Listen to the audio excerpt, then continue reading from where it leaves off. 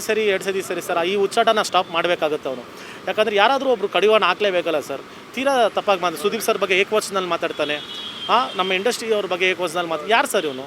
ಎಲ್ಲೋ ಕಿತ್ತೋಗಿರೋ business ಮಾಡಿಕೊಂಡು ಯಾವುದೋ ಕಿತ್ತೋಗಿರೋ ಸ್ಟೇಜಲ್ಲಿರೋಂಥ ವ್ಯಕ್ತಿಗಳು, ಒಂದು ತೂಕ ಇರೋ ವ್ಯಕ್ತಿಗಳ ಬಗ್ಗೆ ಮಾತಾಡಬಾರ್ದು, ರೆಸ್ಪೆಕ್ಟ್ ಕೊಡಬೇಕು. ಸೊ ಹಂಗಿದ್ದಾಗ ನನಗೆ ತುಂಬ ಪರ್ಸನಲಿ ಬೇಜಾರಾಗಿ ನನ್ನ ಬಗ್ಗೆ ಏನೇನೋ ಅಪಪ್ರಚಾರ ಮಾತಾಡ್ಕೊಂಡು ಬರ್ತಾ ಇದ್ದಾನೆ.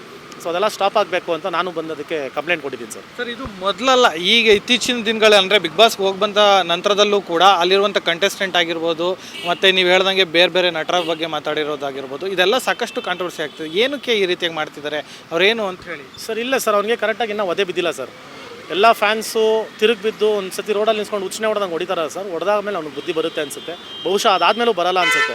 ಯಾಕಂದರೆ ಅವ್ರಿಗೊಬ್ಬ ಮಗ ಇದ್ದಾನೆ. ನಾವು ಒಂದು ಇಂಟರ್ವ್ಯೂ ಮಾಡಿದಾಗ ಅವ್ನು ಹೇಳಿದ್ವಿ, ನಿನಗೊಬ್ಬ ಮಗ ಇದ್ದಾನೆ, ಅವ್ನ ಫ್ಯೂಚರನ್ನು ನೋಡಿಕೊಂಡು ಅವನ್ನ ದೃಷ್ಟಿಯಲ್ಲಿ ಇಟ್ಕೊಂಡು ಇನ್ನು ಮುಂದೆ ಆದರೂ ಈ ಥರ ಕಿತ್ತೋಗಿರೋ ಕೆಲಸಗಳು ಮಾಡಬೇಡ ಅಂತ ಹೇಳೋದನ್ನೂ ಈ ಥರ ಮಾಡ್ಕೊಂಬರ್ತಾ ಇದ್ದಾನೆ.